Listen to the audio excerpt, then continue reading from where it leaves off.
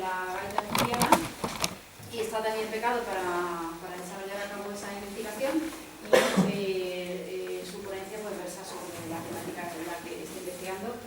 Bienvenido y muchas gracias. Muchas gracias.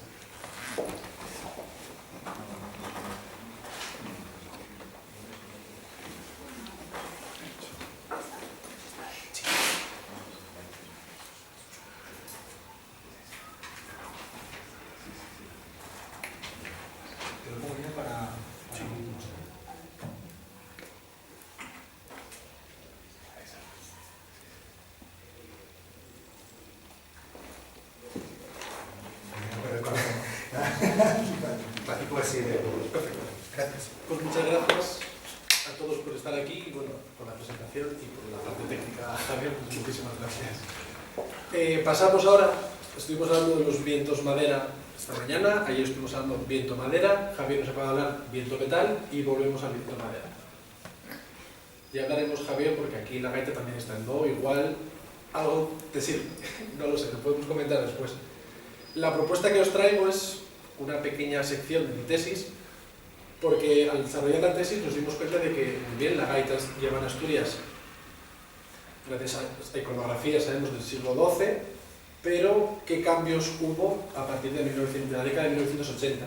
Entonces, yo estudio lo que pasa en la gaita en Asturias a partir del 2006, pero claro, hasta llegar al instrumento que conocemos actualmente, tuvo que pasar algo, esos cambios.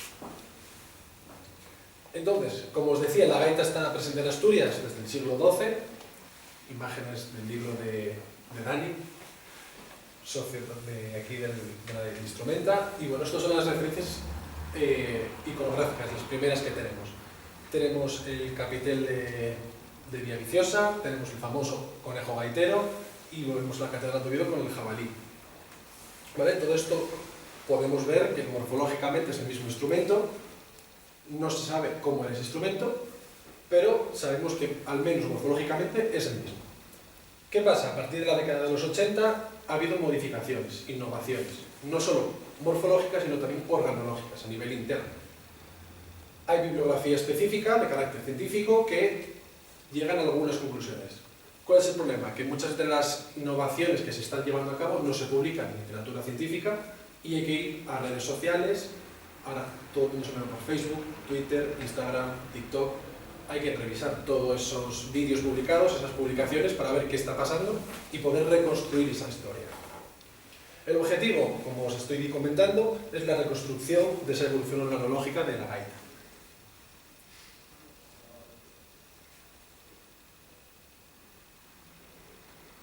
Morfológicamente, pues la gaita, como podéis ver ahí, consta de, sobre todo, 4 partes importantes.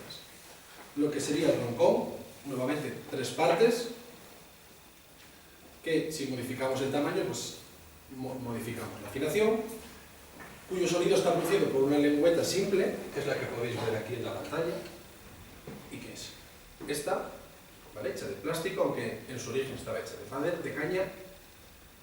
Algo muy característico de la gaita, que es esa reserva de aire, ese fuelle, y luego tenemos el soplete por donde introducimos el aire, y el puntero, que es lo que se utiliza para dar las notas. En este caso es de lengüeta doble, que es como podéis ver en pantalla. Os lo puedo enseñar, pero yo creo que lo vais a verlo mejor aquí, que es mucho más grande. Uno de los primeros cambios que se hacen es modificar la afinación. Hasta la década de 1989, podemos decir 90, las gaitas estaban afinadas en una determinada terminología más tradicional, que es grillera, redonda y tumbal, que hacen referencia a más agudo, un nivel intermedio, que puede estar en do, y la tumbal, que sería el si natural, si bemol, la, sol, y las grilleras, pues mi natural, do sostenido, re, fa. Las de fa y mi son estas destinadas a los niños, porque son ya más pequeños y para ellos es mucho más fácil. ¿Qué encontramos? Los constructores seguían mismas medidas aproximadas, pero no eran exactas. Entonces dificultaba un poco la interacción entre instrumentos de diferente constructor. Aparte de esto, los músicos, los gaiteros, modificaban las melodías para poder tocarlas dentro de la corta tesitura que es desde el si debajo del pentagrama hasta el fa de la última línea, pero una octava más arriba, perdón. ¿Vale? Entonces, pues se crea la Asociación de Gaiteros Asturianos en 1989, que promueve, entre otras cosas, la estandarización del instrumento para que todas las gaitas, todos los constructores, hagan el mismo instrumento y facilitar esa interacción.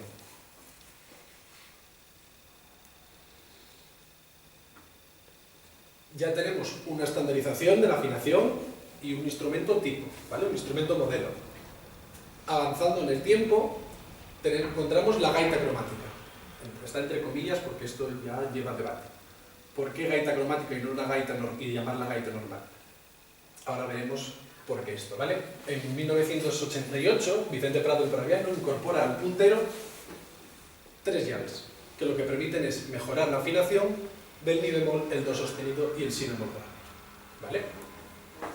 Esto cayó en desuso, se presentó en un concurso en Oviedo, lo tildaron un poco de loco, de chalado, y cayó en desuso, porque cómo se le iba a una gaita a poner llaves, es algo que no se concebía.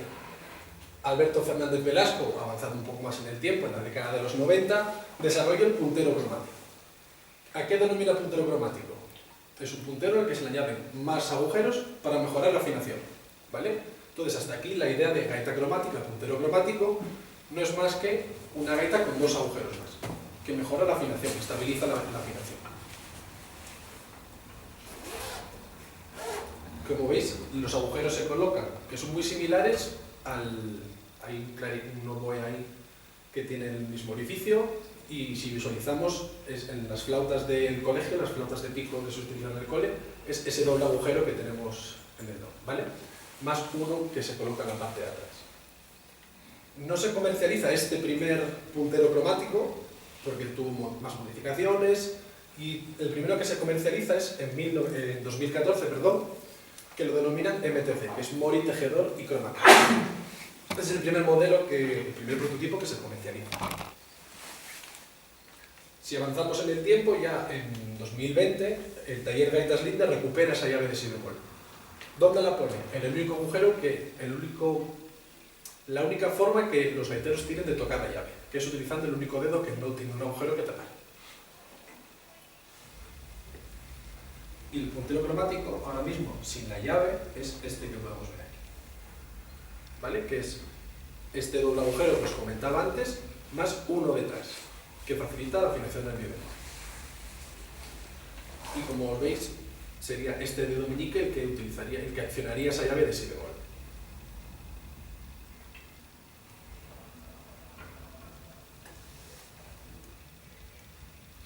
El registro, ¿cómo quedaría ese ámbito de la gaita con todas estas mejoras? Pasaríamos de la parte tradicional, que sería del si a un fa, y lo bajaríamos medio tono y lo subiríamos utilizando posiciones de horquilla hasta un do sobre agudo, ¿vale? Todo esto como instrumento transpositor, ya veis que está en 8 y sería una octava más arriba de lo que sería pentagrama.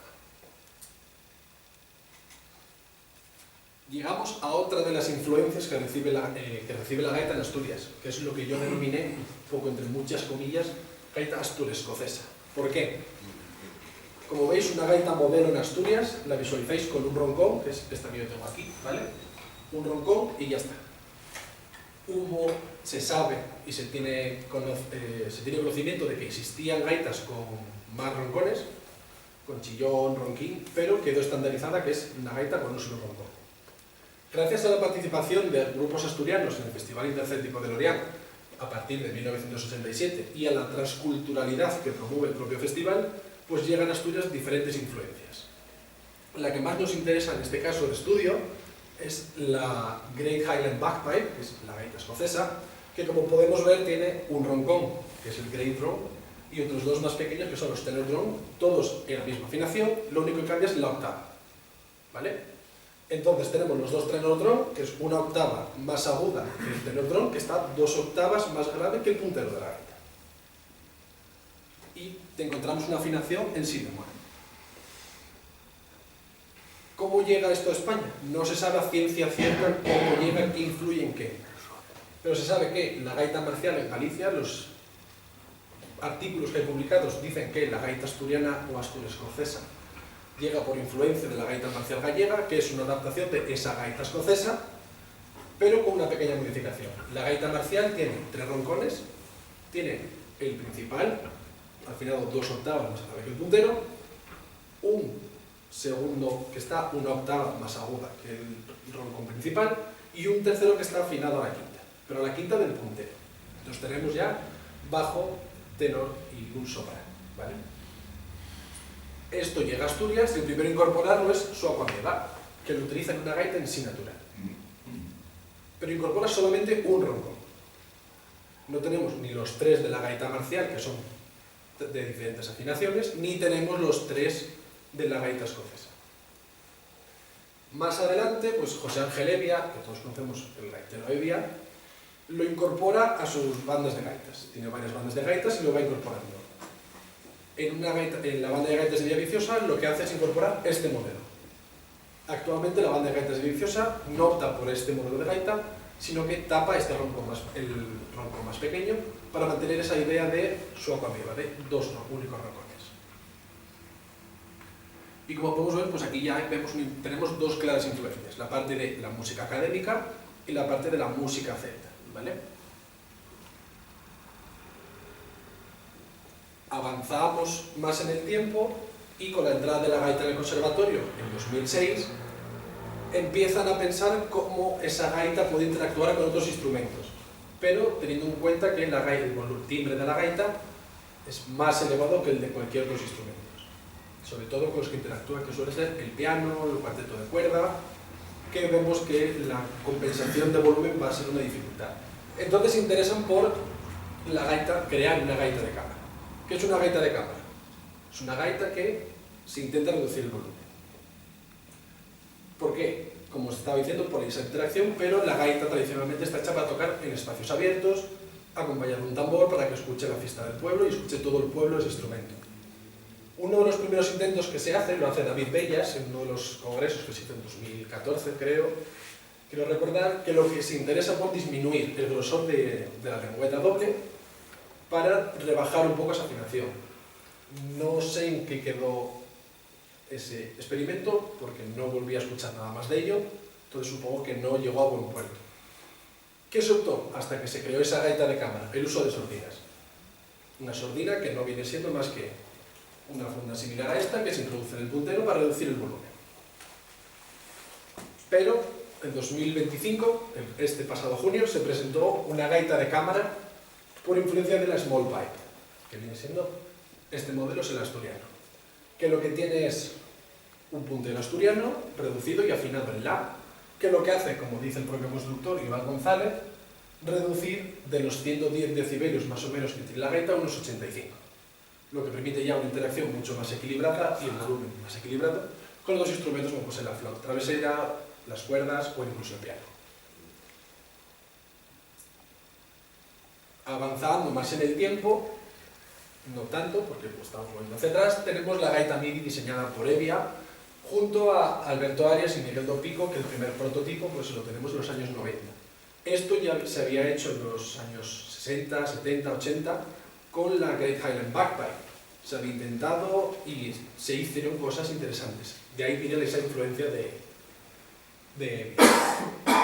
el prototipo que se comercia ahora, o el instrumento que se comercia ahora, pues bueno, es de una evolución de ese primer prototipo que diseñó Evia, lo que te permite es, con la misma digitación, tener una sonoridad de gaita asturiana, gaita gallega, gaita escocesa, cualquier tipo de gaita. La gente se interesó por este instrumento. Problemas de este primer instrumento, el precio. Entonces se diseñaron otros instrumentos más económicos, que son lo que conocemos como punteros electrónicos.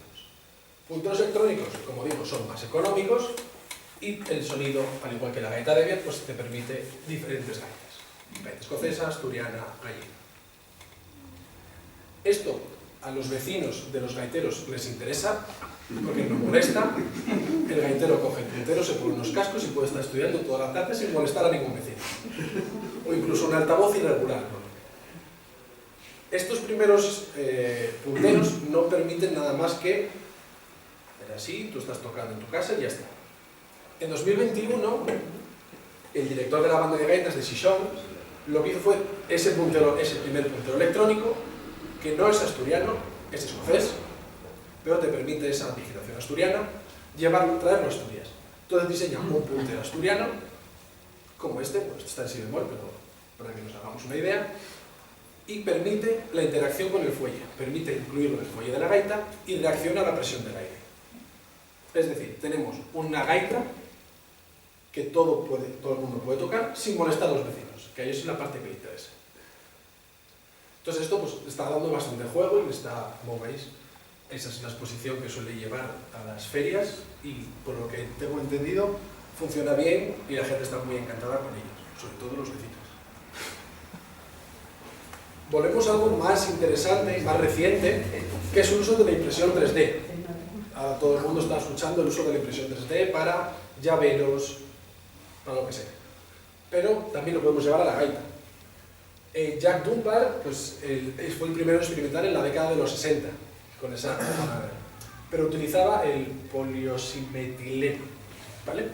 Que POM, para nosotros va a ser POM. Y luego, pues es el primer experimento, lo desarrolla más y en América en los 70, 80 ya tenemos un primer prototipo que se puede llegar a tocar. Esta idea, ¿por dónde entra? Por Galicia, que allí la cultura de la gaita, al igual que en Asturias, está bastante arraigada, pero con mayor apoyo que lo que hay en Asturias. El Obradoiro de Gaita San Pedro, en 2019, pues diseña una gaita completa, gracias a la impresión 3D, y utilizando otra vez el poliosimetileno para hacerla. Esto no es algo nuevo, porque esto llega a Asturias otra vez, y en el 2020, Alberto Fernández pues se interesa por esta impresión 3D, pero con un objetivo, que es crear innovaciones en la gaita sin desperdiciar el material.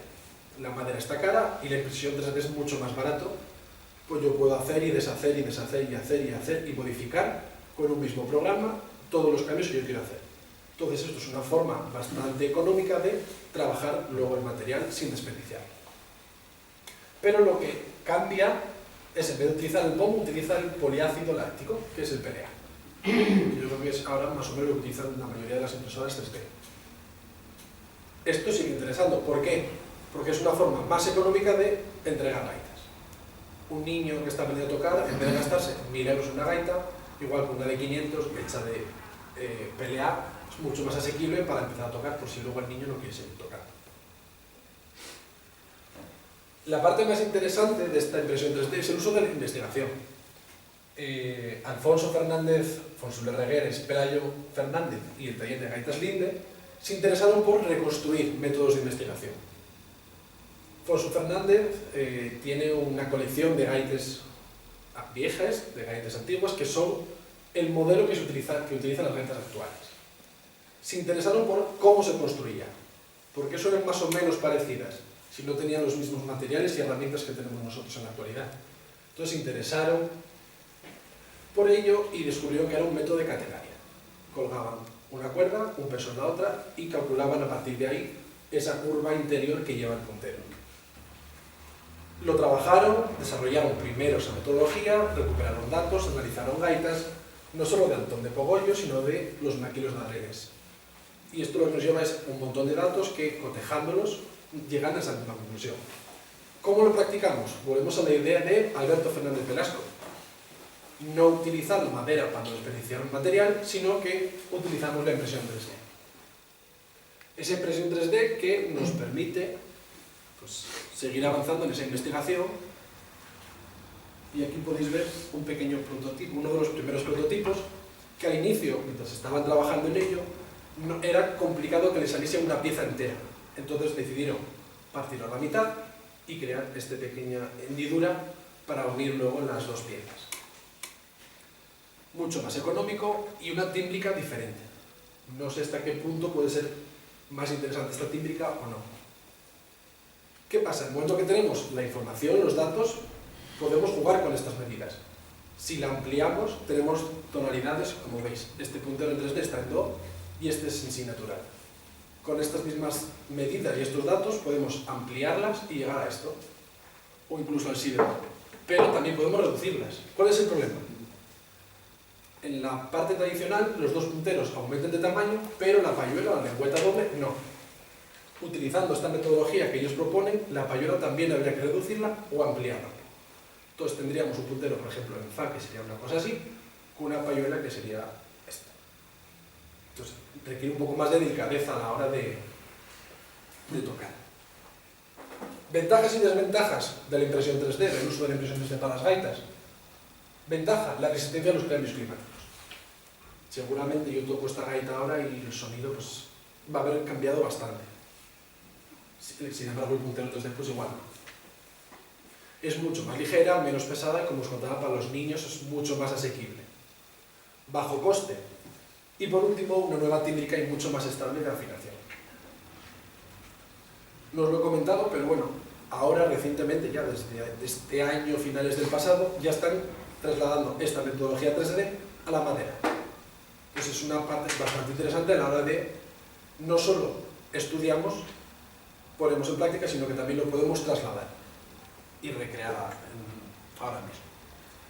Esto se llevó un paso más allá, el uso de la impresión 3D, el uso de plásticos, y Blas Rodrigo en 2019 diseña una gaita con luces que bailan al son de la música dependiendo de la intensidad de esta y de la rapidez de la melodía, dando la sensación de que el gaitero está tocando al aire sobre un haz de luz. Y os trajo un vídeo que no sé si se va a poder ver. No. Bueno, pues podéis buscar a Blas Rodrigo esa gaita LED y vais a ver cómo es una gaita completamente transparente con luces de colores que van a cambiar. Hasta aquí os he contado un montón de datos, más o menos desordenados, pero ordenados, porque tenemos esa parte del puntero cromático, la afinación, tenemos la influencia de la música celta y tenemos el uso de nuevas tecnologías para la impresión 3D y esta gaita LED. ¿Qué pasa? Hasta ahora las investigaciones y los artículos terminan con un párrafo que dice: en 2006 la gaita se introduce en el conservatorio y comienza una nueva era de la gaita. Y ahí acaba. ¿Cuál es el problema? A partir de 2006 pasan muchas cosas. A partir de la década de los 80 pasan cosas, como os acabo de contar. Entonces yo me he propuesto hacer una línea de tiempo. Si alguno no lo veis, pues si escaneáis el código QR os va a remitir a la imagen, porque está bastante pequeño, ¿vale? Tenemos en 1988 la inclusión de las primeras llaves, antes de incluso de que se crease ese concello de la gaita para la estandarización de la afinación y de las medidas. Luego desarrollamos la gaita cromática, en la década de los 90. A finales de los 90 se crea la gaita MIDI de Hevia. Luego volvemos a la gaita cromática y el interés por reducir ese volumen. En 2014, esto fue después de que la gaita estuviese en el conservatorio. Ya llevaba unos 8 años interactuando con el piano, con la gaita, con la orquesta, incluso ya desde la década de los 90. 2019 se inventa esa gaita LED. 2020 volvemos al uso de llaves y se introduce esa impresión 3D con ese carácter de investigación. 2021 desarrollamos ese puntero MIDI asturiano para poder introducir en la gaita y que reaccione a la presión del aire. En 2022 tenemos la reconstrucción de la gaita, esa metodología que se utilizó, que se recopiló y que se trabajó en 3D, pues ya podemos trasladarlo unos primeros prototipos para ya se puede comercializar y se puede comprar con esa metodología. Y en 2025, lo más reciente, esa finalización de esa investigación para crear esa gaita de cámara. Yo creo que a simple vista se ve que la evolución de la gaita es bastante importante y pasaron bastantes cosas que muchas veces se dejan de lado. Unas primeras conclusiones de este trabajo hasta ahora. Pues sabemos que la morfología, lo que es morfológicamente, hasta la década de los 80 no ha variado, pero a partir de los 80 ha variado morfológicamente y organológicamente, con la introducción de nuevos orificios y llaves. La afinación temperada ha sido quizás el punto clave para poder introducir esas innovaciones. Innovaciones que llegan principalmente de dos puntos, que son la influencia de la música culta, de la música académica, de la mal llamada música clásica, con ese puntero cromático para interacción con la orquesta sinfónica y la gaita de cámara pues, para tocar en espacios más interiores. La música celta, con la creación, ¿vale?, de esa gaita astur escocesa, entre muchas comillas, y por último tenemos la gaita MIDI, la gaita LED y la impresión 3D, que son influencias que vienen de diferentes sitios pero que podemos agrupar en un pequeño grupo dentro de lo que serían las nuevas tecnologías, las TIC, la impresión 3D, ¿vale? Como...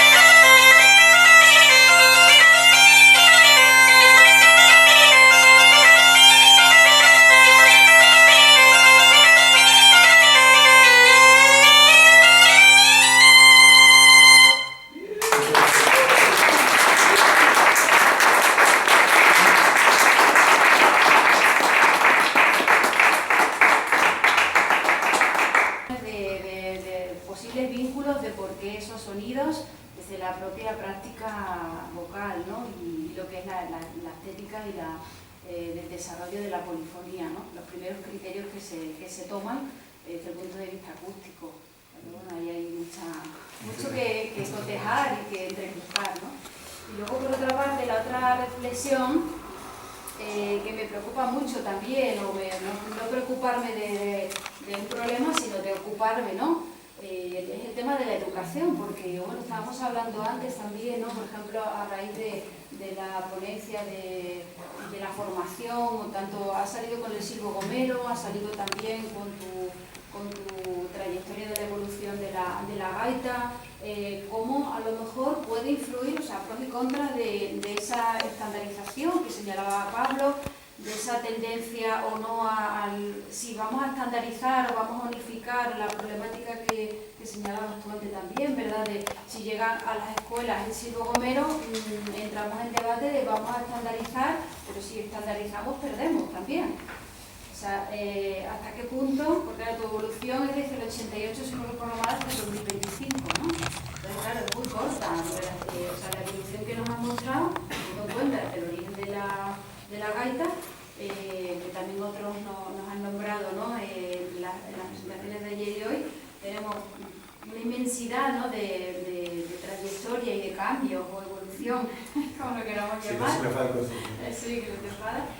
De cada instrumento, incluida la gaita. Sin embargo, pues parece que también le afecta el hecho de la estandarización, que es innecesaria, cuando además se le suma la idea de entrar en las enseñanzas superiores. O sea, necesitamos esa estandarización para lograr ciertas, digamos, pros, ¿no? Pero reflexivas perdemos también, ¿no? Y si aplicáramos eso o tuviésemos esos criterios para todos los instrumentos, ¿cuánto perderíamos? Porque la música tradicional, precisamente su riqueza, muy fuerte en psicología, pues radica mucho en eso. Pero el lejos del que llega a la plaza también hay que tenerlo en cuenta.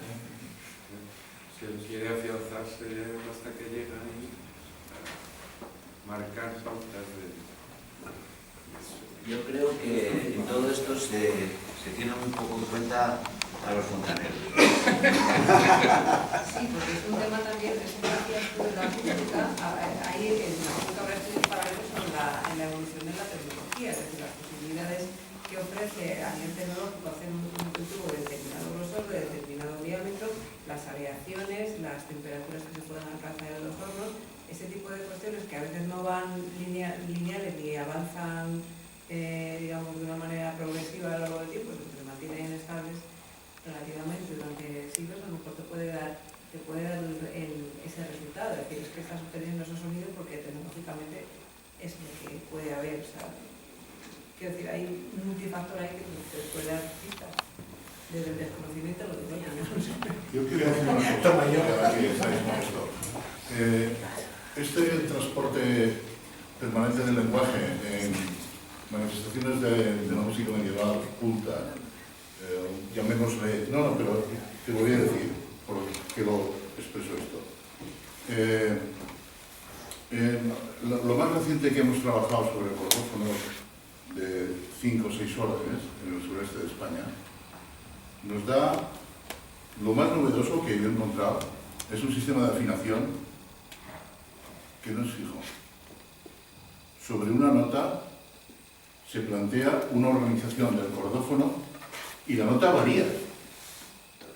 No estamos en mi ni estamos en ningún tono prefijado de antemano, ¿no? Entonces quiero decir que en cierta manera las expresiones de todas estas combinaciones tienen mucho que ver con un sistema dinámico que no es el que ha fijado luego el conservatorio y la ortodoxia, diríamos, pedagógica de todo este tipo de cosas. Y eso se ha perdido en gran parte. Tenemos un tipo que yo os recomiendo para otro año, me lo traería para acá, si lo lográis entender, es lo que dice, que es difícil, ¿no? Pero como él dice, no, podemos tocar, dame tú la nota. Y él me acompaña, en modo mayor, en modo menor, y el tipo lo pilla al momento. No hace falta que me mire, simplemente al oído, él se organiza la guitarra. Tiene otro tipo de afinación y de organización. Ellos le llaman pisos, no le llaman acordes, es otro tipo de lenguaje, ¿no? Entonces, dentro de la música tradicional, creo que los mejores momentos de reconocimiento de todas estas cuestiones están por aparecer todavía. Estamos ahora con esto de los... Yo me había otras manos, me hubiera gustado colaborar de otra manera, pero bueno, estoy encantado de conoceros. Es Manuel Luna para quienes no les conozcáis. Entonces, bueno, yo soy intérprete y estudioso de esto hace muchos años, pero me he posicionado siempre en la interpretación de lo que la gente dice que hace desde la antropología y de los aparatos de identificación etiquética, que son los que me manejo yo para identificar las cosas, ¿no? Entonces, ahora hemos sacado una revista que tendrá una segunda en enero, precisamente que significa un poco estos lenguajes, porque decían, las guitarras barrocas se perdieron. ¿Qué va? Si las hemos tocado siempre. Yo toco una desde hace 12 años. ¿Verdad? Nos dice Carlos que es que a las 2 tiene que cerrar y tiene que estar fuera. Si te dicen la comida, Manuel...